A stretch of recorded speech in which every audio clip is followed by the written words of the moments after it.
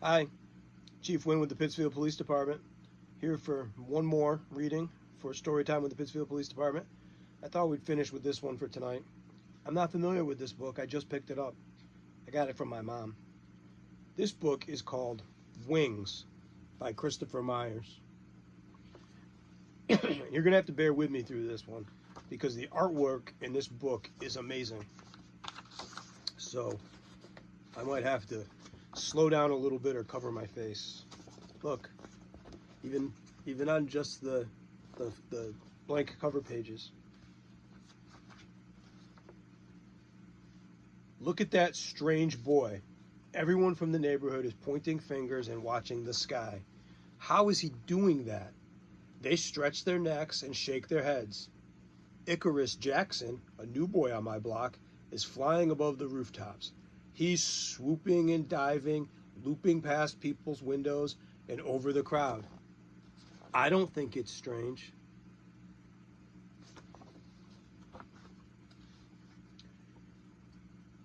Icarus Jackson, the fly boy, came to my school last Thursday.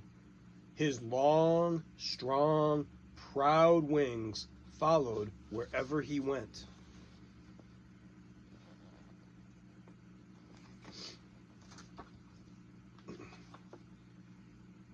The whole school was staring and wagging tongues. They whispered about his wings and his hair and his shoes, like they whisper about how quiet I am.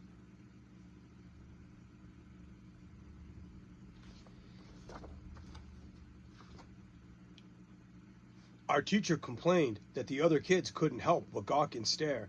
He said that Icarus's wings blocked the blackboard and made it hard for the students to pay attention.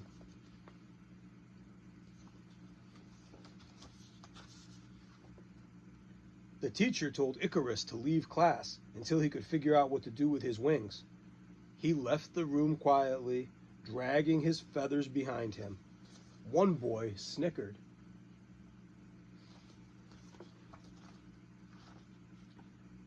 At recess, the snicker grew into a giggle and spread across the playground. Soon all the kids were laughing at Icarus Jackson's useless wings. I thought that if he flew just once, everyone would stop laughing. Icarus looked up, flapped his wings a couple of times, then jumped into the air.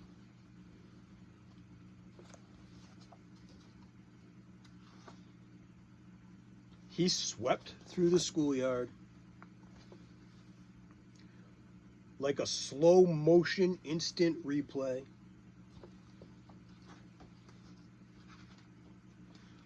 But the other kids were not impressed. One girl grabbed the basketball. A boy stuffed a handball in his pocket. Somebody nagged, "Nobody likes a show-off."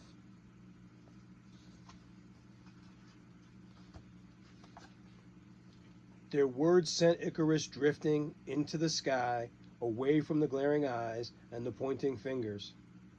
I waited for them to point back at me as I watched Icarus float farther and farther away.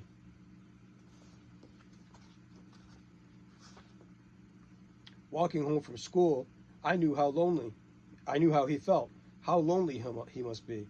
Maybe I should have said something to those mean kids.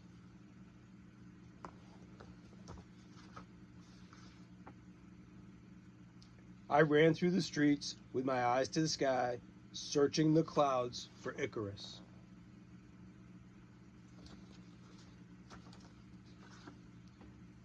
He struggled to stay in the air.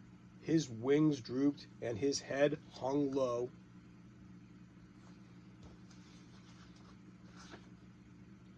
He landed heavily on the edge of a building and sat with the pigeons.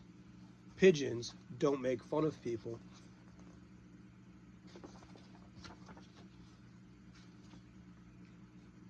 A policeman passing by blew his whistle. "You, with the wings, come down from there. Stay yourself on the ground. You'll get in trouble. You'll get hurt."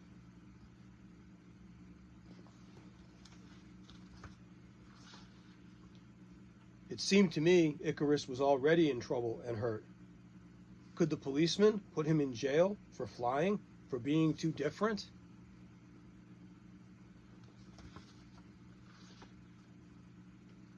When the neighborhood kids saw the policeman yelling at him, they exploded with laughter.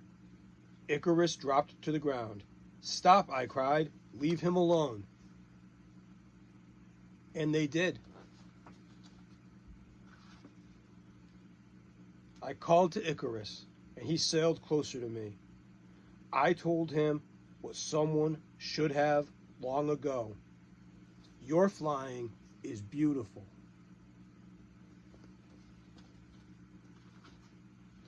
For the first time, I saw Icarus smile.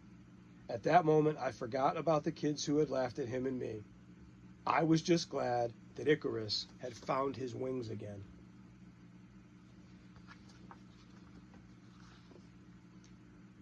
"Look at that amazing boy," I called to all the people on the street as I pointed to my new friend Icarus swirling through the sky.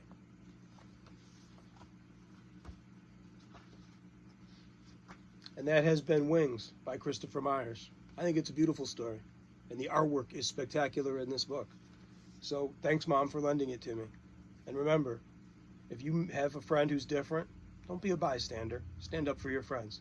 I hope you enjoyed Wings as much as I did, and I'll see you soon. Be well. Thanks.